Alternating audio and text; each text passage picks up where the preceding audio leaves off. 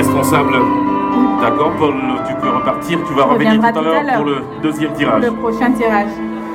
Alors, suite de la cérémonie de récompense, et cette fois-ci, nous allons pour un prix non moins important. Oui, d'une récompense à une autre, on va passer maintenant au Lifetime Achievement Rebranding Africa Award. Alors, le Lifetime Achievement Rebranding Africa Award vient récompenser une carrière exceptionnelle pour souligner l'inestimable contribution d'un homme ou d'une femme qui aura largement impulsé le développement et le rayonnement de son secteur d'activité.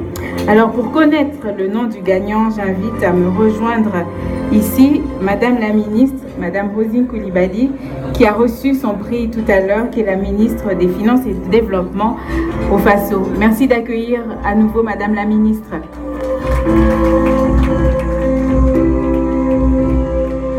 Nous allons dans un court instant savoir qui remporte le Lifetime Achievement Award.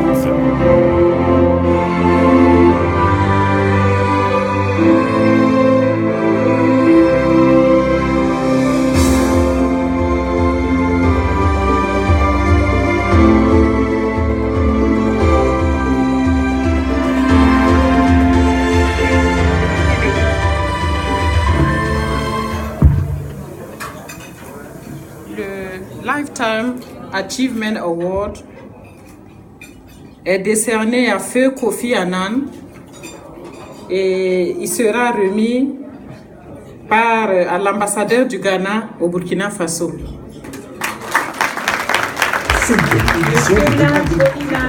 Merci de nous rejoindre. Kofi Annan, 7e secrétaire général des Nations Unies de 1997 à 2006, a été l'un des dirigeants les plus visionnaires et plus démocratiques du monde, pour reprendre les mots de l'ancien directeur de l'Office des Nations Unies à Genève, Vladimir Petrovski. Pour Thorbjørn Jagland, ministre norvégien des Affaires étrangères 2000-2001, ancien Premier ministre et secrétaire général du Conseil de l'Europe, il était un dirigeant intelligent et courageux. Quand il entre dans une pièce, une onde de sécurité se propage. On dirait le pape, déclare un ancien ministre européen. Kofi Annan a ainsi su s'attirer les éloges des diplomates du monde entier. L'ancien ambassadeur américain à l'ONU, Richard Holbrooke, les considère comme le meilleur secrétaire général de l'histoire des Nations Unies, sans exception. Compliqué, intéressant, beaucoup de challenges, mais je crois qu'on a pu faire quelque chose quand même. J'ai eu l'appui et soutien de beaucoup de monde. Quand j'étais secrétaire général, je crois que la question d'Irak a vraiment marqué le monde. La guerre. La guerre d'Irak. Et puis évidemment aujourd'hui, nous sommes en train de vivre la guerre en Syrie et les situations au Moyen-Orient. Par son habileté, son opiniâtreté et son intégrité, le Ghanéen disparu le 18 août a su être un interlocuteur accepté aussi bien par les Chinois que par les Américains, les musulmans, les Occidentaux, les Arabes, les Israéliens, le Nord et le Sud. Il a dirigé l'ONU dans un monde où la guerre froide est déterminée, mais où d'autres conflits faisaient rage, comme en Yougoslavie, en Tchétchénie ou au Congo. Dans un monde aussi où le XXIe siècle s'ouvrait, traumatisé par les attentats du 11 septembre 2001. Après l'ONU, il a créé la fondation Kofi Annan, dont l'objectif est de mobiliser la volonté politique pour vaincre les menaces pesantes sur la paix, le développement et les droits de l'homme. Il est également nommé président de l'ONG Global Elders, un groupe de sages universels qui œuvrent pour la paix et les droits de l'homme dans le monde. Parmi eux figurent notamment Desmond Tutu, Jimmy Carter et Nelson Mandela jusqu'à sa mort. C'est avec beaucoup de fierté que pour sa vie qui fut bien remplie et servira de modèle pour des générations, le Lifetime Achievement Rebranding Africa Award lui est décerné à titre posthume.